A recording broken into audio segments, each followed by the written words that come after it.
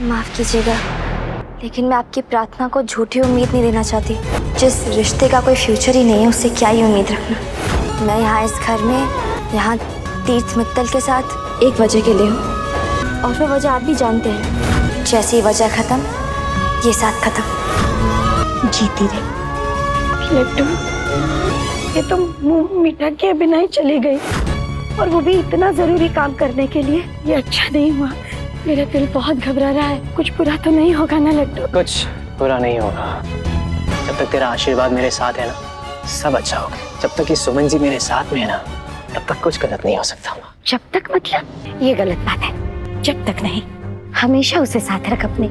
सुमन को देख, वो साथ दे रही है ना तेरा, साथ खड़ी है ना तेरे, और तू क्या कर रहा है उसके साथ के लायक बनने के लिए? लड्डू, तूने दिल तोड़ा है उसका, जिसे सिर्फ तू ही जोड़ सकता है। जानता है क्यों?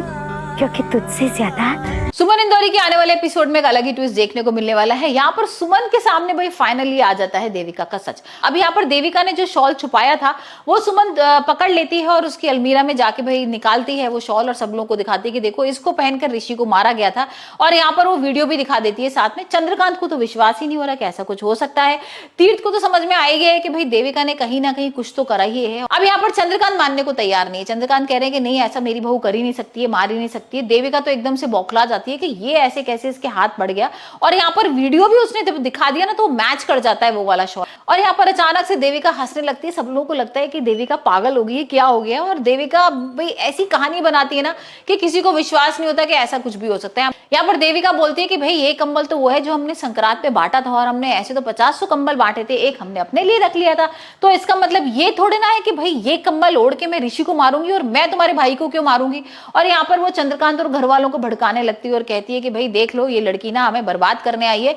ये कोई तीर्थ को पॉलिटिक्स वगैरह कुछ कराने नहीं आई थी। यहाँ पर कोई मिनिस्टर वगैरह नहीं बनना तीर्थ भैया को।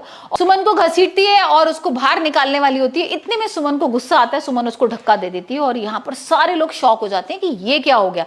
मतलब देविका को तो लग ही नहीं रहा था कि भाई सुमन ऐसा कोई भी कदम उठा सकती है। अभी तक तो यही था कि भाई सुमन देविका की सारी बात मानेगी, लेकिन यहाँ पर जैसी वो धक्का देती है समझ में आ जाता है कि अब ये लड़की चुप बैठने वाली नहीं है। लेकिन अब यहाँ पर चंद्रकांत बोलते हैं कि भाई तुम यहाँ से घर से बाहर निकल जाओ, तुम्हारा हमारे घर से कोई मतलब नहीं है।